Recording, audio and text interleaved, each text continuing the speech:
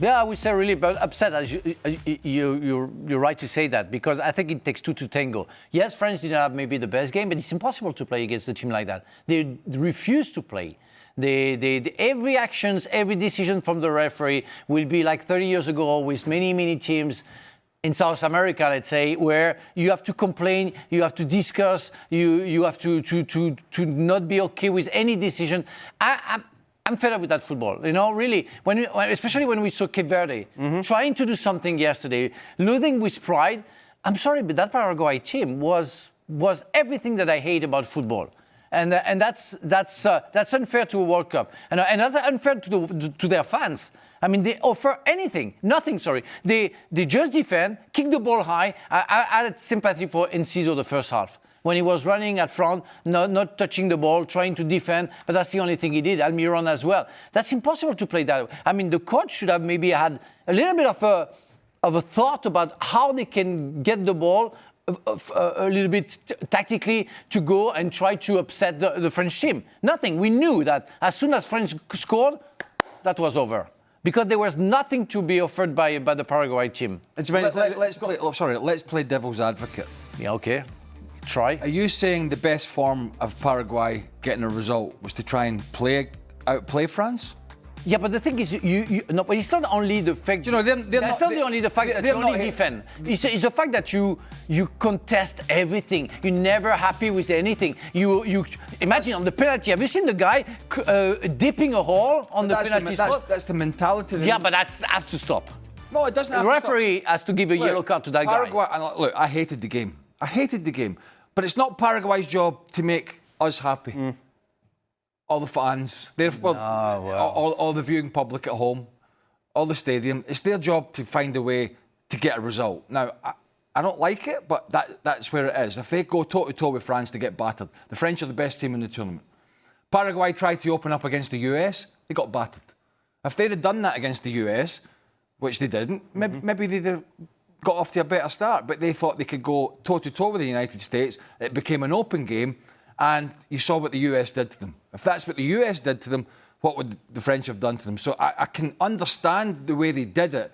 I don't like it. I don't like to watch it. It's not a good spectacle, and it's not been in the sort of spirit of how most of the games at the World Cup have been played.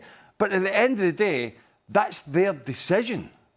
That's the way they've got. They thought that was the best way to try and rile the French, to try and get under their skin, to whack MBAPPÉ, to just annoy everybody, to complain to the referee.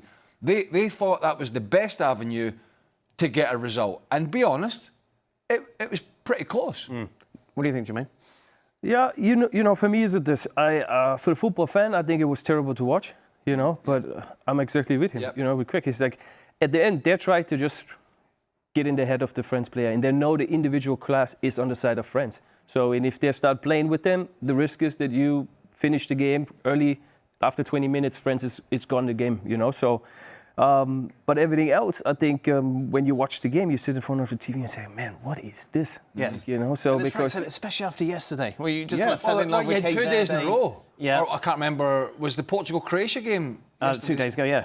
So you had Portugal-Croatia, and then you had Cape Verde against Argentina. Absolute classics. But for me, it's this. And this is my point on it, where I look at it and say, at least when you lose in a way that the people say, stand up and say, man, they tried. Sure. Yeah, but you're saying the opposite of what you just said, so... Now you see this team, they're going away from the tournament, everybody says, thank God, they're out of it. But the thing is, in '98, we played against Paraguay in the last 16.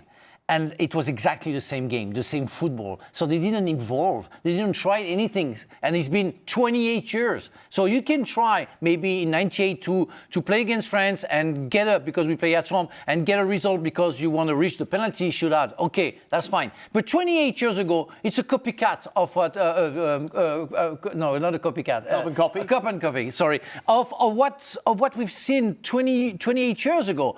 And that's impossible for me.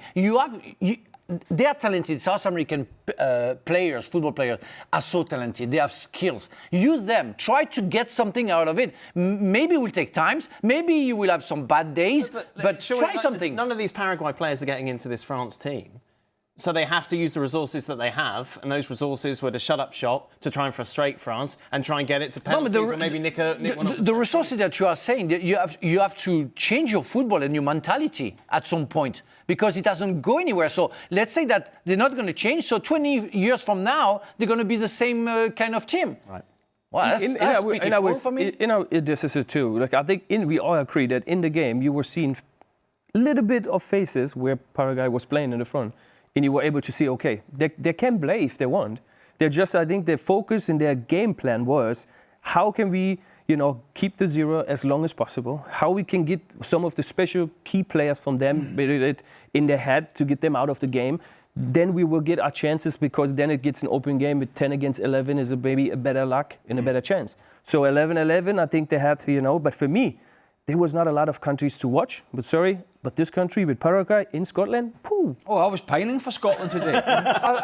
Scotland were super exciting compared to this Paraguay team. Oh, yeah, I agree. And look, and there's no right and wrong way to win a World Cup or any game in any league in any country. There's no right and wrong way. There's just winning and losing. However, this World Cup and most of the domestic football we watch around the world, and particularly Europe these days, the football has evolved. And the teams that are playing with fear in this World Cup are going home. And I'm all for that. Exactly. And I want to see the exciting teams. Now, unfortunately, Cape Verde have gone home and they went out on their sword. But the teams that are playing defensive football in general are getting beat. It's not working. So the teams that are playing, and look, this is not France, because France are one of the favourites, but even the so-called second string teams that are trying to go for it are sometimes getting rewarded. And I think at the end of the day, as long as we see that towards the 16, the quarters, the semi-finals, that it is the teams that are going to go for it and not the teams that are trying to defend their way to this World Cup. Maybe it'll be an eye-opener to other countries in the future to say, we can't go there and defend our way to success. We have to go there and get on the front foot. And to be fair, a lot of teams have done that. Paraguay have been one of the teams that have not. Frank, then what do we learn about the French side today? Again, it's exactly what I said for the 20 minutes of the beginning of the game against Sweden, where I didn't feel them ready to give 100%. So France has only one enemy, it's themselves. So if they don't put every tools that they need to put on, and with all the talent that they have, they can struggle against any team, because you have to be at 100% in order to do something. They're going to play against Morocco. It's going to be a special game, lots of rivalry, and at the same time, friendship is complicated.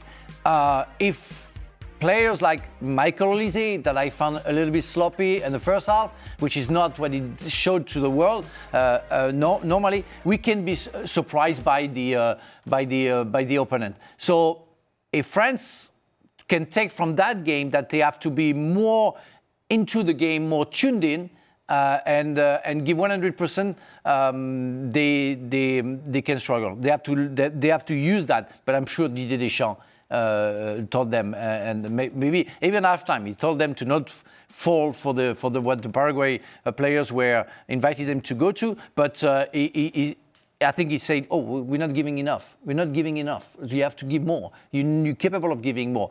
And he hasn't been shown, because again, it takes two to tango. It's very difficult when the opponent park the bus, but they have to be more effective. Don't know if Morocco can do what Paraguay did. I think we saw today why Paraguay had the defensive record in CONMEBOL that they did, and I think that was why it was a surprise when they played the US that they got destroyed in the way that they did, because their defensive record in qualification and some of the results was actually very good. And we saw that today, how compact and organised they were. Morocco are clearly a better side. The big question is can Morocco defend in the manner in which Paraguay did? Because that's their staple diet. It's not Morocco's staple diet. We'll actually talk about that game a little bit later on. Why were France sloppy? We saw it in the opening 20 minutes of the Sweden game. We saw it today as well. As much as Panama. Much as Paraguay. It was very hot today. You really have forgotten. You have to take that in consideration. It was very hot today. So when you are in full speed, like MBAPPÉ, Dembélé, or Olise, it takes lots of energy, and then you need to recover to do it and do it and do it and do it. It was possible against Sweden.